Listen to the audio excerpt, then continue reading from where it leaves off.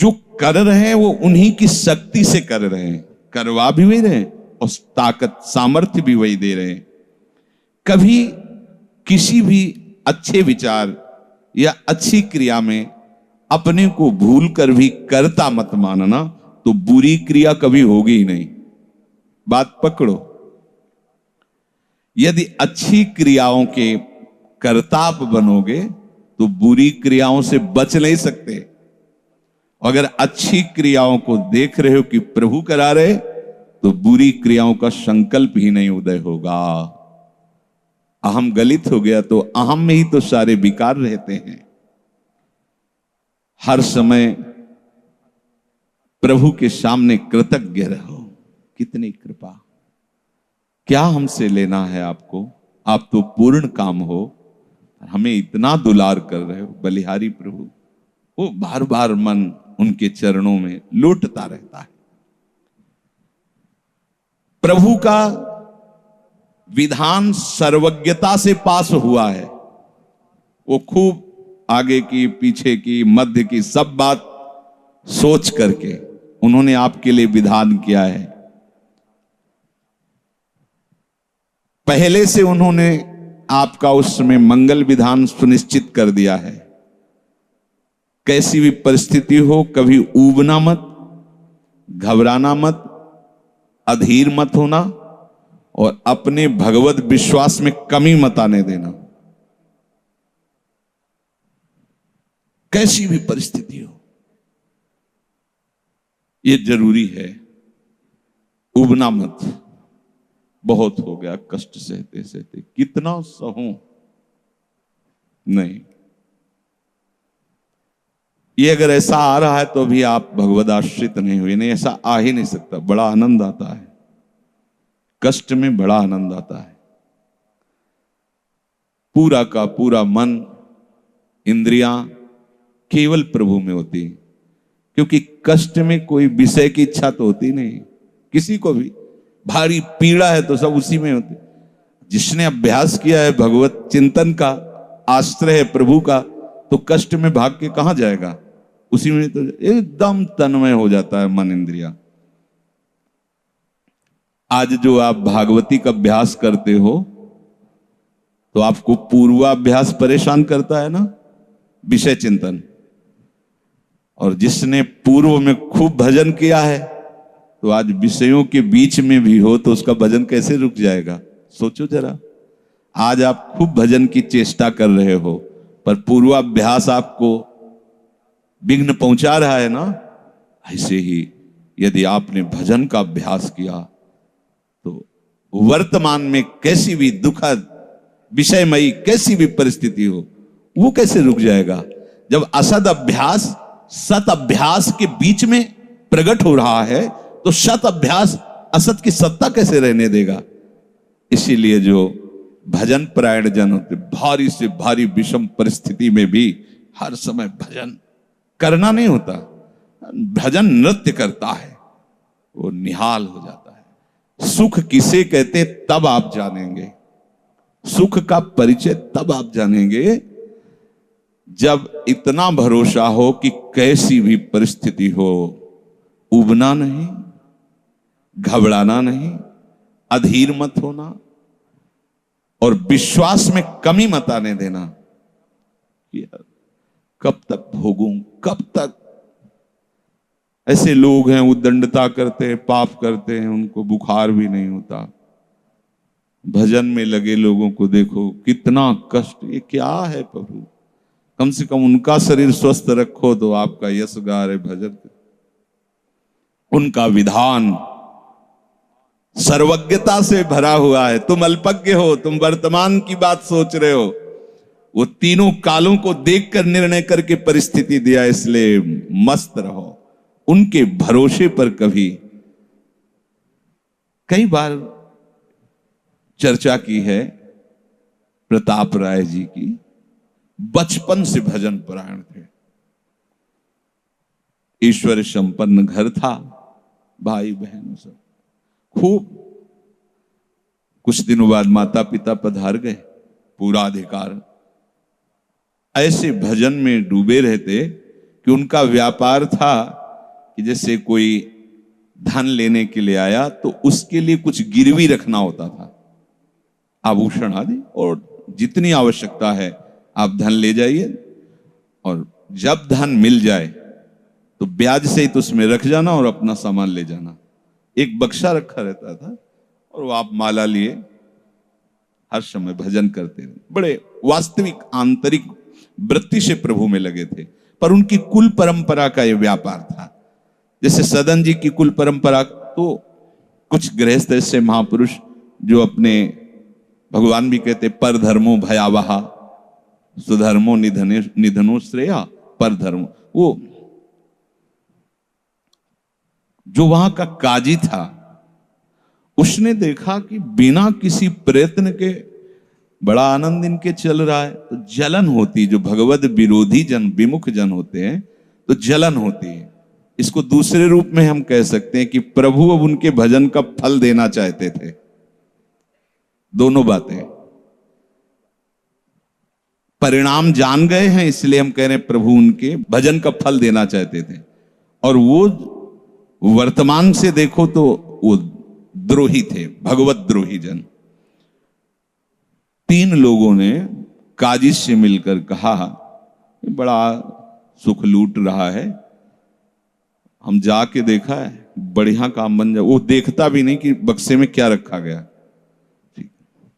तो कुछ कंकड़ ऐसे झोली में, पहले थैली टाइप की झोली होती, गए प्रणाम किया और कहा हमें 10,000 रुपए की आवश्यकता है, यहां लिखो दस्तखत, तारीख, दिन, और चेक भी नहीं करे। वो इतने विश्वास परायण भक्त थे, अभी तक ऐसा कुछ हुआ भी नहीं था। 10,000 रुपए दे। थोड़ी देर में दूसरा आ गया, थोड़ी देर में तीसरा आ गया, उनको धन था, दे दिया। 2-3 दिन बाद एक आया, 10,000 का ब्याज, 10,000 रुपए उनका, अपनी जहां रखा हो निकाल लीजिए। थैली निकाली और 2500 लोगों को पहले से काजी ने वहां भेज रखा था, सबके सामने डाला। देखो कितना पाखंडी है, हमारी सोने की सब जो आभूषण थे सब हटा के देखो इसमें पत्थर रख दिया। और हो तले दूसरा आ गया, प्रताप राय जी आपसे ये 10,000 रुपए, ये आपका ब्याज का पैसा। उसे अरे हाँ मेरे भी स्वर्ण, तीसरा है। फिर अब तो जितने गांव वाले थे जो श्रद्धा करते थे कि भक्त है, बड़ा उनका सम्मान था, सब उनके मुंह पे निंदा करने लगे। तिलक लगाए बैठे हो, कंठी बांधे हो, नाम जप करते, तुम्हें शर्म नहीं आती? तभी हम लोग सोचते थे कि कुछ करते हो रहे हो, इतना माला माल हो रहे हो, ऐसी बेईमानी तुम करते हो। काजी आ गया, उसने कहा तुम रिपोर्ट लिखाओ।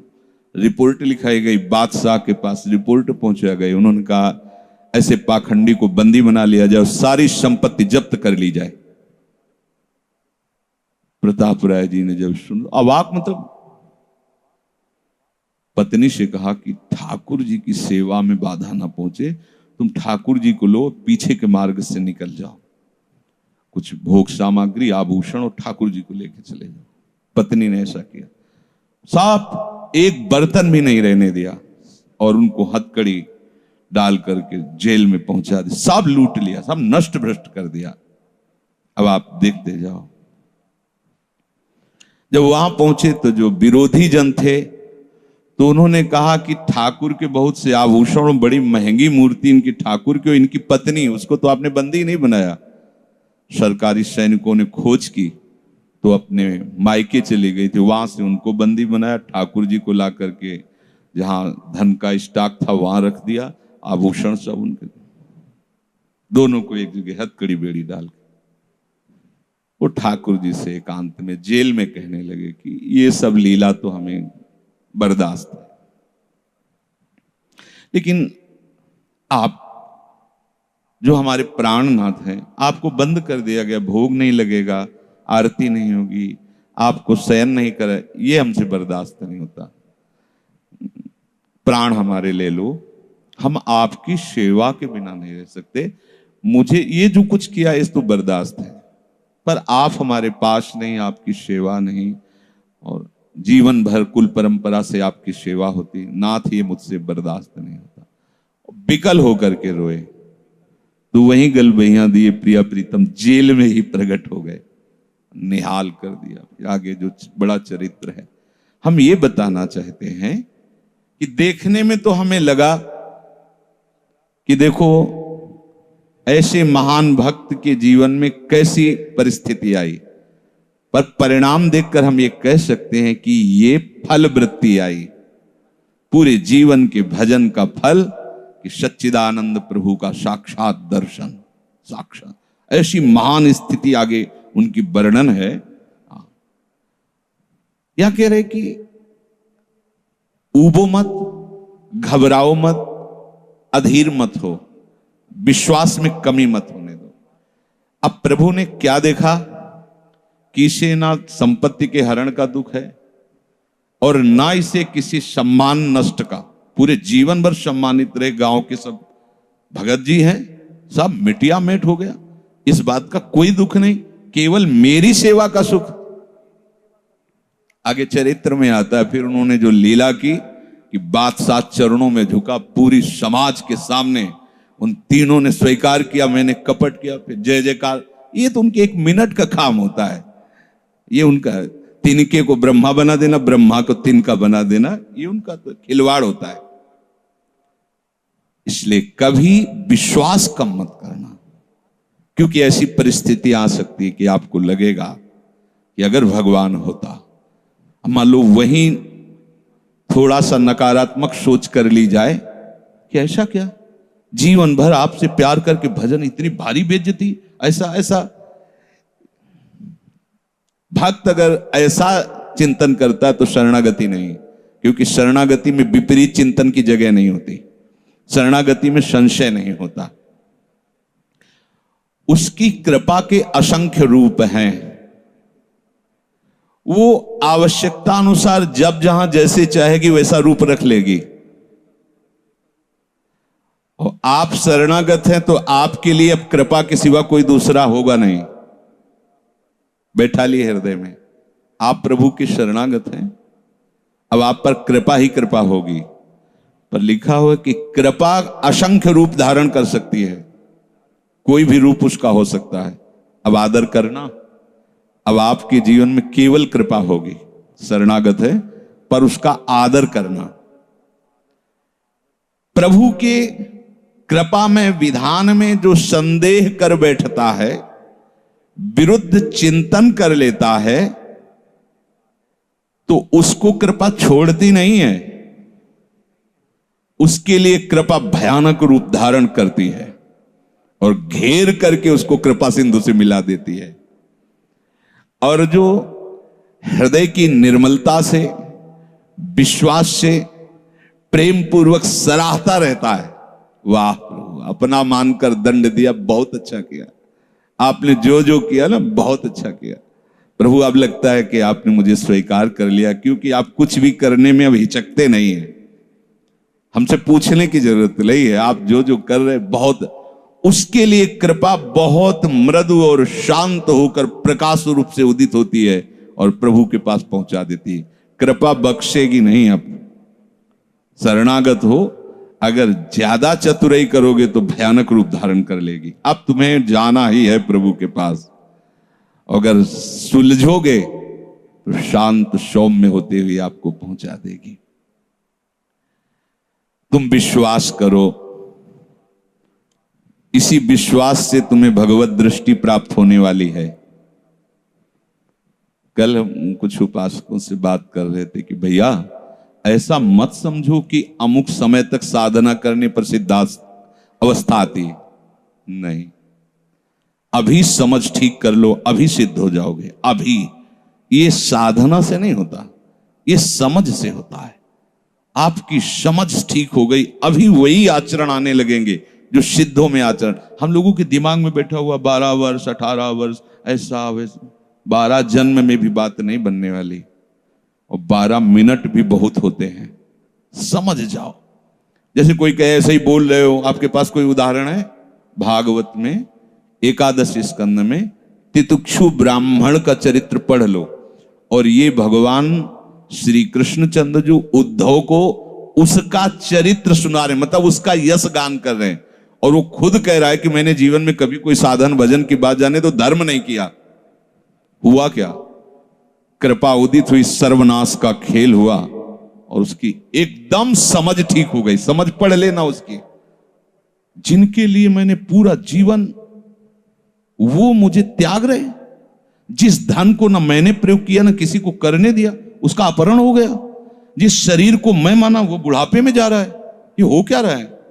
समझ ठीक हुई, उसी समय वो ऐसी स्थिति का महापुरुष हो गया कि भगवान उसका यशगार है। बोलो क्या साधना? समझ। रत्नावती जी ने क्या साधना की? दासी ने जब बताया तो हिमालय में जाके उन्होंने पद्मासन लगा के कोई साधना की क्या? दासी ने बताया कि सबका प्रीतम परम सुंदर करुणामय बिहारी जो है, बस समझ पकड़ लिया बिहारी जी। और महान सिद्ध। अपने लोग ऐसी धारणा बनाए हुए कि धीरे धीरे विषय छूटेगा, कामनाएं छूटेंगी, इतने वर्ष कम से कम, ऐसा वैसा, कुछ नहीं। अभी एकदम स्वीकार करो, आनंद पूर्वक चल दो। स्वीकृति का सारा चमत्कार है, अंदर से स्वीकार कर लो। अब तुम्हें ध्यान दीजिए, वही पदार्थ, वही परिस्थिति, वही कार्य प्राप्त होगा जिससे तुम्हारा मंगल होगा। काहे को खोपड़ी लड़ाते हो? कितना आनंद है। वही पदार्थ, जय राधा वल्लभ। जो गीता जी में वर्णन कर रहे थे कि यदि विषय का राग पूर्वक चिंतन किया जाए तो चिंतन मात्र से सर्वनाश हो जाता है, उसी के आगे श्लोक का वर्णन किया कि यदि राग द्वेष रहित होकर विषय का सेवन किया जाए तो हृदय की स्वच्छता, हृदय का प्रसाद, और प्रसादे सर्व दुखा नाम हानिरस्य उपजाति। बात पकड़ो। अब तुम्हें वही पदार्थ, वही क्रिया, वही सानिध्य मिलेगा जिससे तुम्हें मंगल में भगवान के दर्शन की योग्यता प्राप्त होगी। अच्छा बताओ, छोटा सा बच्चा जिसके पंख नहीं निकले वो क्या करेगा? शुद्ध शरणागति का स्वरूप अजात पक्षा इव मातरम खगा। तो आप शुद्ध शरणागति तो बनना चाहते हैं ना? उस बच्चे की योग्यता कितनी है? चे चे करके केवल मां की तरफ देखना, तो राधा राधा बोल के केवल लाडली जी की तरफ देखना। हमारी उस बच्चे पर यदि कोई प्रहार करने के लिए जीव आ रहा है तो माता पिता का कर्तव्य है, उससे तो पंख ही नहीं निकले तो अपना बचाव क्या करेगा? तो काम क्रोध लोभ आदि यदि आप पर आक्रमण कर रहे हैं तो आप बचाव कहां करने लायक हैं? तो आप इधर चे चे करके देखिए, राधा राधा राधा राधा राधा। और सही पूछो, जब ऐसी शरणागति आएगी तो आएंगे ही नहीं। वो भी भगवत प्रेरित आते हैं, भगवत प्रेरित। नहीं, देवर्षि नारद जी के हृदय में कहां काम था? पूरी लीला करके काम हार गया, और जब अहंकार आ गया तो छूट दे दी, तो देख लो क्या हो गया। समझना बस। सारी ये जो परमार्थ का खेल है ये सब समझ का है। आश्रय से जो भगवान कहते हैं कि बुद्धि योगम ददामिते, बस ये बुद्धि योग हो गया कि मस्त हो जाओगे। तेषाम सतत युक्तानाम भजताम प्रीति पूर्वकम ददामि बुद्धि योगम तम। अब जो भी पदार्थ, जो भी क्रिया, जो भी सानिध्य, वो कृपा के द्वारा होगा। अब हमें उसमें न राग करना न द्वेष करना है। और इसका परिणाम क्या बताया? हृदय की स्वच्छता, परम प्रसाद और बुद्धि का भगवान में स्थित हो जाना। अब वो प्रतिकूल हुआ या अनुकूल हुआ? अगर प्रतिकूल हुआ तो आपने सोचा गलत सिद्धांत। अगर ये बात हम ना माने होते तो इससे सावधान रहते तो हमारा वो होना था। प्रभु का विधान था, उसमें कुछ है, बाद में देख लेना। उसका वो परिणाम होगा जो तुम नहीं निकाल सकते थे। उस प्रतिकूल पदार्थ, वस्तु, व्यक्ति के सानिध्य से वो ठीक हुआ है जो ठीक होना था, प्रभु ने भेजा है। अब तो तुम निश्चिंत हो जाओ, अब भय ना करो। समझना, प्रभु सर्वज्ञ हैं, तुम उनके भरोसे हो गए हो। आप कोई तुम्हारा मंगल कर ही नहीं सकता। बोले काम आता है, क्रोध आता है, गंदी बातें मन में रहती हैं। कहा जाता है जब ये तक हृदय में रहेंगे तब तक तुम्हें भगवत प्राप्ति नहीं होगी। शास्त्रों में खूब खुला वर्णन है, चाहे जहां देख लो। त्रिविधम नरकस्येदम द्वारम नाशन मात्मनः कामः क्रोधा तथा लोभा। तस्मादे त्रयम त्यजेत, काम क्रोध मद लोभ शब नाथ नरक के पंथ। पर इसके बीच की हम एक रहस्यमयी बात आपको बताते हैं। यदि आपने भरोसा लाडली जी का कर लिया है और ये हैं, तो इनकी सत्ता नहीं, ये आने जाने वाले हैं और इनसे कुछ भी आपका नहीं बिगड़ने वाला। भरोसा इनका, ये तर्क वितर्क की बातें नहीं, ये श्रद्धा विश्वास की बातें हैं। और धीरे धीरे एक दिन आप महात्मा बन जाओगे। देख लेना, विश्वास करना। कुछ बातें ऐसी होती जो यहां की होती हैं, क्योंकि पूरा जीवन जिए हैं तो उसको देखा है। पढ़ी लिखी बातों को जब तक अनुभव में नहीं किया जाता तो ठीक से समझ में नहीं आती। अब जैसे ये बात केवल समझ में आ जाए कि निर्विकार हृदय ही भगवत प्राप्ति की योग्यता, बढ़िया बढ़िया शब्द है, लेकिन जीवन में देखा है कि इसमें विकार रहे, जीवन में देखा है इसमें बहुत सी घृणित बातें रही और कसर रखा नहीं साधन में, भजन में, साधन में, उपासना में, गुरु कृपा से छूट नहीं दी। जीवन हो गया 5 मिनट भी इसको छूट नहीं दी। हर समय जैसे दुश्मन पर सवार रहे। देखो बीमार हैं, बुखार, ये दुनिया का सब नाटक, छूट नहीं है। अगर थोड़ी भी सांस है, चलने की हिम्मत है तो चलेंगे। ऐसा नहीं कि बीमार हूं पड़ा, नहीं, हिम्मत है तो बैठेंगे, चिंतन सब। पर विकार देखा है, काम भी देखा है, क्रोध भी देखा है, 20 वर्ष बाद भी ममता को भी देखा है। अब हम क्या करें? निराश होकर बैठ जाएं क्या? नहीं। तो भगवत प्राप्ति तो होगी नहीं। 20 वर्ष से चलते रहे, ममता भी देखा पीछे, काम भी देखा, क्रोध। अब क्या करें? बिल्कुल निराश मत होना। ये वो विधान चल रहा है जो आपको सच्ची शरणागति में पहुंचाएगा, पक्का, बिल्कुल। ये अनुभव की बात कह रहा हूं, इसमें कोई क्यों में करने की जरूरत नहीं। आपको निश्चित भगवत प्राप्ति होगी। काम क्रोध ये स्फुरित होते रहें तो भी आपको निश्चित भगवत प्राप्ति होगी, क्योंकि आपने आश्रय लिया है लाडली लाल का। इस पर किसी का तर्क नहीं चलेगा। जैसे कोई कहे, तुम्हारे कहने से होता है, पता नहीं तुम्हारी छाती का अनुभव गलत हो तो, ठीक वैसे ही विषयों का सेवन करने वाला सुग्रीव, ठीक वैसे ही मदांध बाली, वो नहीं जानता भगवान को। भगवान सुग्रीव नहीं जानता। हनुमान जी कहते हैं कि महापराक्रमी चक्रवर्ती सम्राट महाराज दशरथ जी के पुत्र भगवान श्री राम हैं।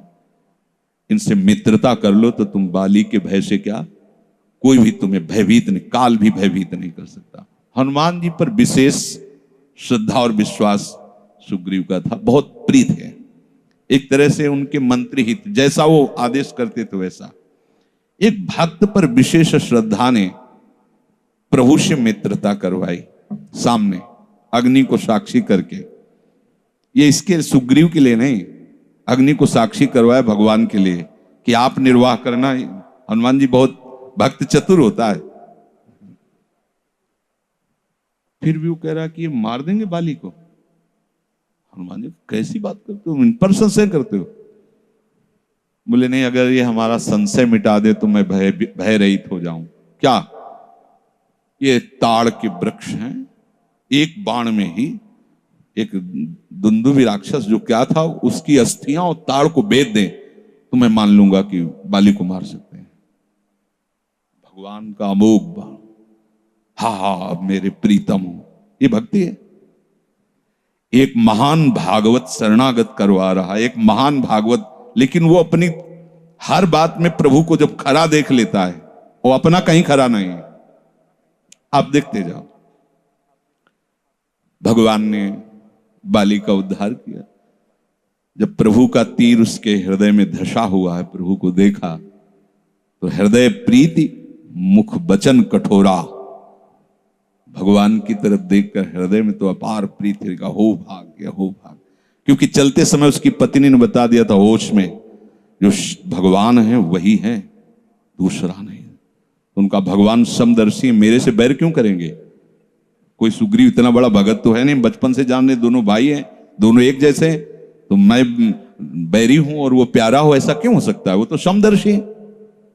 जब भगवान ने बाण मारा तो यही प्रश्न किया, बोला चितई राम की ओरा, हृदय प्रीति मुख बचन कठोरा, बोला चितई मैं बैरी सुग्रीव प्यारा, कारण कवन। शब्द देखो, नाथ मुझे मारा, मैं भी तो आपका हूं। नाथ शब्द दासत्व से, मैं भी तो आपका हूं, प्रभु मुझे मारा और इसको आपने प्यार किया, क्या खास बात थी? तो भगवान ने यही बताया कि तुमने सुन रखा था कि मेरी शरण में आ गया है, बस। अब आप देखो क्या नहीं है सुग्रीव के पास।